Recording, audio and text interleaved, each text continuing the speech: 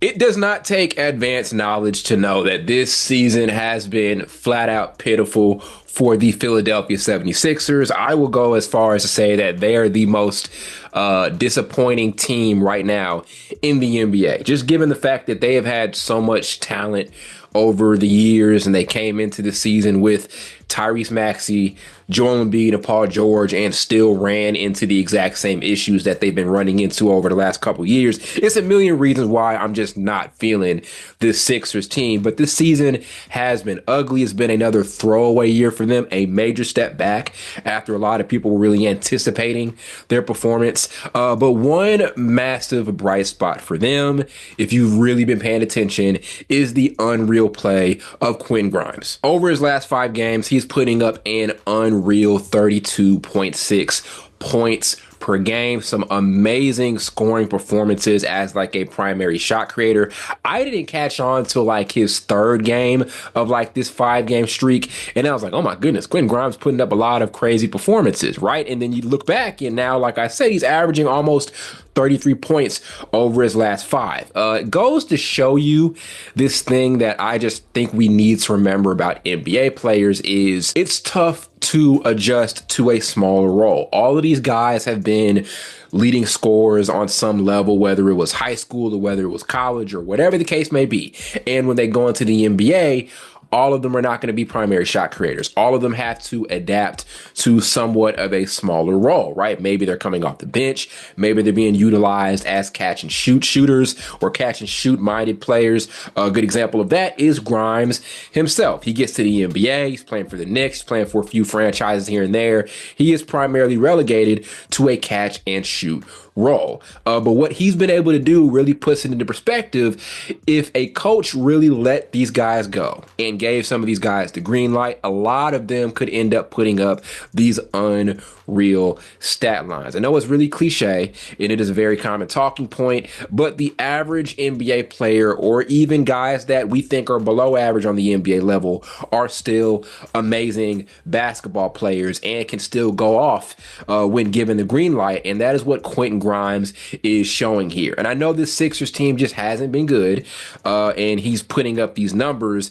in losses and really in a season where things are pretty much over with at this point. So you could say that, but still like 32.6 points per game over a 5 game stretch, which could continue, is impressive in any capacity. And again, it shows off this point that if a coach really gave these guys the green light or gave certain guys the green light, they can put up some unreal scoring performances. It could really be just about anybody, but we don't see it because some guys are relegated to relatively smaller roles. So I got to thinking, like, what are some other situations throughout the course of NBA history where we saw a player get thrusted into somewhat of a larger role than what they were used to over the course of their career, and they were able to put up amazing scoring performances, really also because their coach gave them that green light. There are some amazing examples of this throughout the course of NBA history. I'm going to start here with one that you probably forgot about, and that is Michael Adams for the Denver Nuggets. So this goes all the way back to the 1991 season.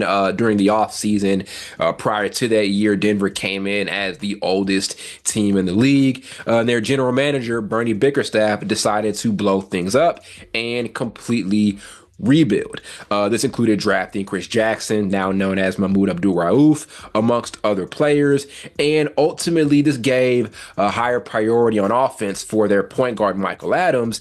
And with his funny-looking, unorthodox jumper, he ends up going completely off during the season, jumping from 15 points the prior year to 26 points per game this particular season.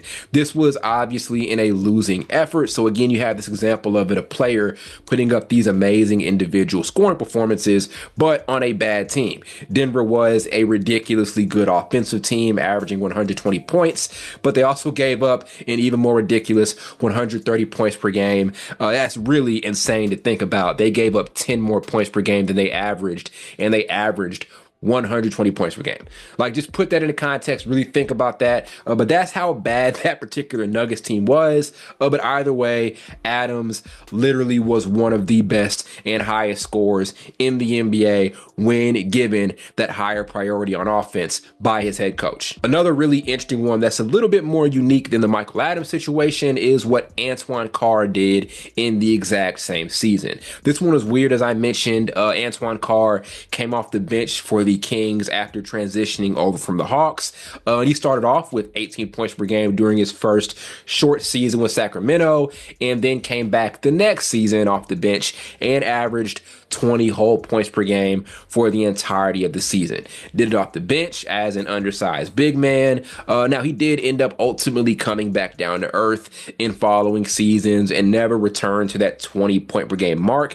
He did end up etching himself as a really good role player, most notably doing so for the Utah Jazz, being kind of a go-to defensive guy for that group when they made those finals appearances in the late 90s.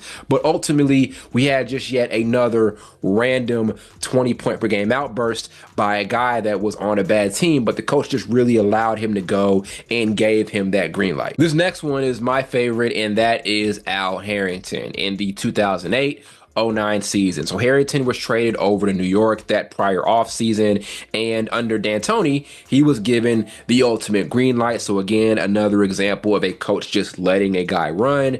And through this season, he put up 20.7 points through 68 games on a really bad Knicks team. This Knicks team was so bad that I heard a story of Al Harrington and players going up and begging Mike D'Antoni to help coach them to being a better defensive team. So obviously, Harrington was not a fan of D'Antoni's system, as a lot of fans and critics and even some other players kind of feel about him. But still, right, Harrington had the green light and he took advantage of that. Again, just another example of a guy showing that if the coach let me go, I can do these amazing things on the offensive end. Now, does that always mean it's for the betterment of the team? No. Everybody doesn't need to be a 20 point per game scorer. That doesn't work for every single team across the league. But when the coach gives the green light, when you see these guys put these numbers up, it just puts into perspective how talented they really are and how pretty much just about anybody, I'm not saying everybody, but a lot of guys in the NBA could be dominant scorers and put up these amazing scoring performances if they were allowed to be a higher priority on the offensive end. How many guys throughout the course of NBA history just weren't really allowed to run, and you look back at it like, man, this guy could have been great if a coach let him go a little bit more? I'm thinking of a few off the top of my head. Dennis Smith Jr., right? What if he was able to stay a little bit longer in Dallas and develop next to Luka and was still given some high priority on offense? What could he have turned into?